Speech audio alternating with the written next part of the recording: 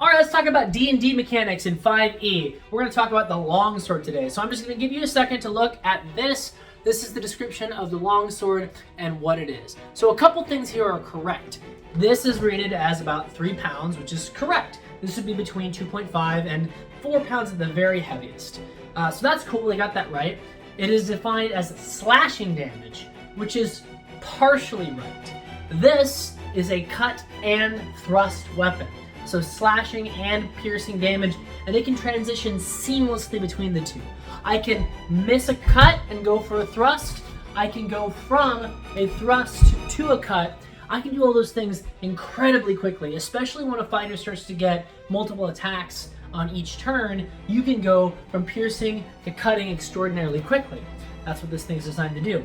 It also mentioned that this is a versatile weapon. It is. It's a very versatile, and that's where we're going to get to the next part of this. This also has a third type of damage. It has bludgeoning damage.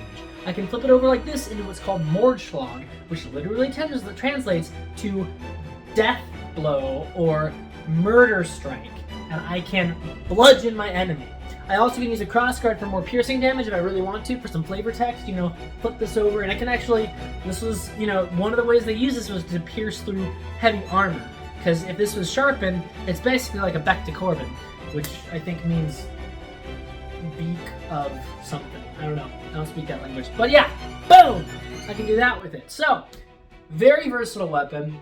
The description is accurate, about 3 pounds, 3-ish pounds on average, cut and thrust. And I also don't think that there should be too many detriments put on this weapon when switching between different types of damage. So I've seen some people in our discussions of this say that there should be a check done when you go to this to make sure you don't hurt yourself. Well, there's been multiple people who've shown that you can do this without hurting yourself. And if we're taking the assumption that even a level 1 fighter is proficient in this weapon, then they're going to know how to use this without hurting themselves. Now, if they roll really low, like a 1, then of course you can do something about that. You can say that you hurt yourself when you're doing this, because that's fair. But I don't think there should be an additional check in front of using this type of damage. Like you have to do a constitution check or you have to do some sort of handling check. I feel like that's just putting extra stuff on your player and punishing them for being creative.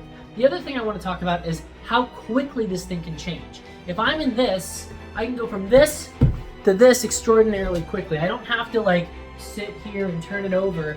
I can move from a standard grip to Mordschlag quick enough that it would fit inside of an average attack.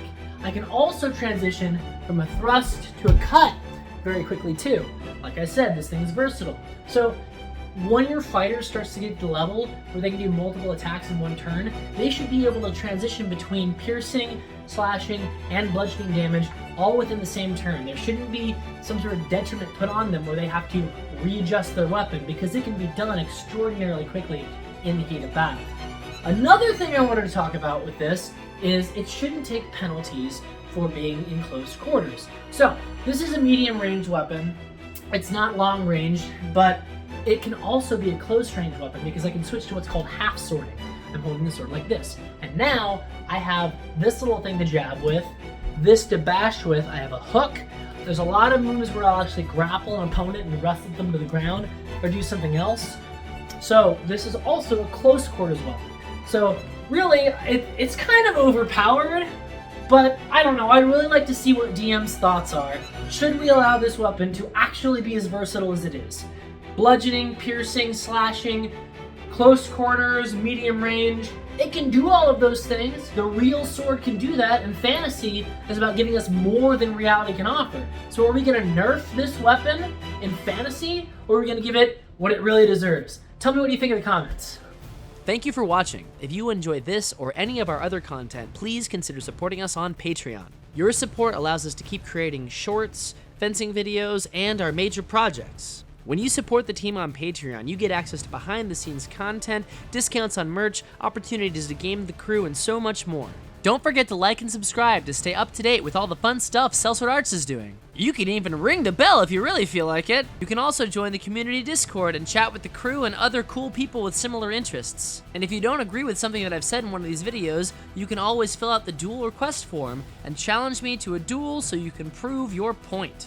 You can find our Patreon and Discord link in the description. Additional links are in our bio.